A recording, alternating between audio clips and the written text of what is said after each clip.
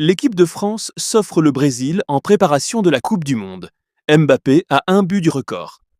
À moins de 3 mois de la Coupe du Monde, l'équipe de France a remporté un succès de prestige contre le Brésil à Boston ce jeudi, 2-1. Les Bleus ont su résister en infériorité numérique après l'expulsion de Dayo Upamecano à la 55e minute. À 82 jours de leur entrée en lice à la Coupe du Monde contre le Sénégal, dans la banlieue new-yorkaise, le 16 juin, des Bleus en maillot vert ont réussi leur premier pas sur le sol américain ce jeudi. Lancés par leur capitaine, Kylian Mbappé, qui n'est plus qu'à un but du record absolu de buts en équipe de France, ils ont décroché un succès prestigieux contre le Brésil, 2-1, dans un stade de Boston au fort accent auriverde. Tandis que la Seleção s'est d'abord évertuée à miser sur des transitions rapides, les Français se sont appuyés sur une large possession avec un Michael Olise délicieux qui a donné quelques cours de foot samba à ses adversaires. Des promesses ternies par l'expulsion de Dayo Upamecano, 55e, même si celle-ci a permis à l'équipe de travailler sa résilience. A confirmé contre la Colombie à Washington dimanche, 21h. Le rythme a toutefois tardé à s'installer à Boston et la première pause fraîcheur après 20 minutes de jeu sous 18 degrés n'a pas aidé.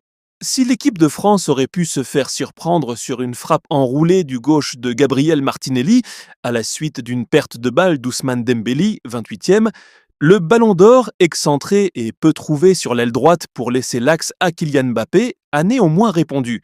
C'est en effet une ouverture parfaite du Parisien à la suite d'une récupération d'Aurélien Tchouaméni qui a permis à Mbappé d'aller battre Ederson d'un beau piqué, 32e, voire ci-dessous.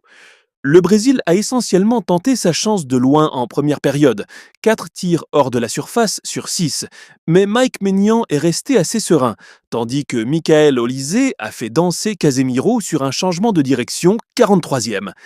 L'équipe de France a remporté la 6e victoire de son histoire contre le Brésil, qui en compte autant face à elle, 4 nuls.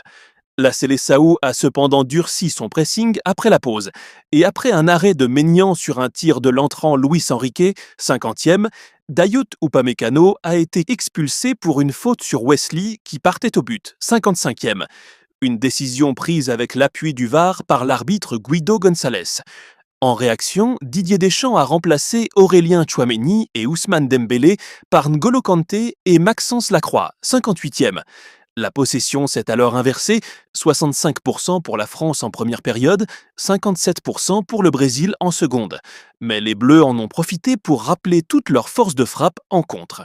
Le joueur, Mbappé, pas gêné. Ralenti par une blessure à un genou depuis plusieurs semaines, Kylian Mbappé n'avait plus débuté un match depuis un mois avec le Real Madrid. Mais le capitaine des Bleus ne pouvait pas se contenter d'une poignée de minutes pour ce match de gala. Aligné dans une position axiale avec le trio Dembélé, Olise et Ekitike derrière lui, il a débloqué la rencontre d'un magnifique ballon piqué en pleine course sur une belle ouverture du ballon d'or Ousmane Dembélé, 32e.